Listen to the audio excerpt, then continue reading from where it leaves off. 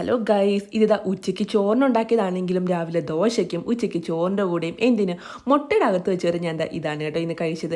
എന്താണെന്നല്ലേ, നമ്മൾ സാധാരണ ക്യാബേജ് വെച്ച് ഉണ്ടാക്കുന്നത് ക്യാബേജ് തോരനായിരിക്കും അല്ലേ. എന്നാൽ ഇന്നൊരു വെറൈറ്റി പിടിച്ചാലോ, ഇന്നൊരു ക്യാബേജ് പച്ചടി ആയാലോ. അടുത്ത വീട്ടിലെ ആൻറ്റിക്ക് ഞാൻ ക്യാബേജ് തോരൻ്റെ റെസിപ്പി പറഞ്ഞു കൊടുത്തപ്പം പകരമായിട്ട് ആൻറ്റി എനിക്ക് പറഞ്ഞു തന്നൊരു കിടിലൻ റെസിപ്പിയാണ് കേട്ടോ ക്യാബേജ് പച്ചടി.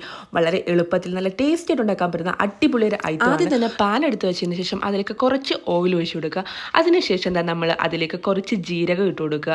ജീരകം ഇട്ടതിന് ശേഷം കുറച്ച് വെളുത്തുള്ളിയും ഒരു 5 അല്ലിയോളം വെളുത്തുള്ളി ഇട്ട് കൊടുക്കുക. പിന്നെ കറിവേപ്പില, പിന്നെ വറ്റൽമുളക് നമ്മൾ എരിവിനനുസരിച്ച് ചേർക്കാം. ഞാനൊരു 5 വറ്റൽമുളകാണ് ഇട്ടിരിക്കുന്നത്. എരിവ് വേണ്ടവർക്ക് അതിനനുസരിച്ച് വറ്റൽമുളക് ആഡ് ചെയ്ത് കൊടുക്കാം. ഇതിലേക്ക് കുറച്ച് ഉലുവ ഇട്ട് കൊടുക്കുക. ഉലുവ ഇല്ലെങ്കിൽ ലാസ്റ്റ് നമ്മൾ ഉലുവ പൊടി ഇട്ട് കൊടുത്താൽ മതി.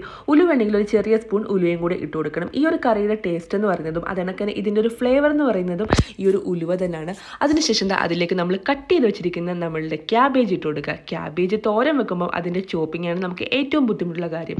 എന്നാൽ ഈ ഒരു കറി ഉണ്ടാക്കാൻ ഇതുപോലെ കട്ട് ചെയ്താൽ മതി കേട്ടോ.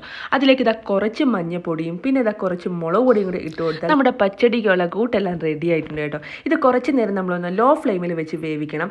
5 മുതൽ 8 മിനിറ്റ് വരെ നമ്മൾ വേവിച്ചെടുക്കുക. അതിനുശേഷം വെള്ളം ചേർക്കാതെ മിക്സിയിലിട്ടൊന്ന് അടിച്ചെടുക്കുക. അത്രയുള്ള നമ്മുടെ പച്ചടി റെഡിയായി. ഇനിയിപ്പോൾ നമ്മുടെ ഉർവശി ചേച്ചി പറയുന്ന എനിക്ക് കടുവറ നമ്മളിതാ കടുവറക്കാനായിട്ട് കുറച്ച് എണ്ണ എടുത്തതിന് ശേഷം അതിലേക്ക് കറിവേപ്പിലയും കടുകും അതിനൊക്കെ വറ്റൽമുളകും കുറച്ച് കായപ്പൊടിയും കൂടിയിട്ട് കടുവറുത്തത് ഈ ഒരു പച്ചടിയിലോട്ട് ചേർത്ത് കഴിഞ്ഞാൽ നല്ല കിടിലൻ ഒരു ക്യാബേജ് പച്ചടി റെഡിയായി. അപ്പോൾ അത്രയുള്ള ഗൈസ്, എല്ലാവർക്കും ബൈ.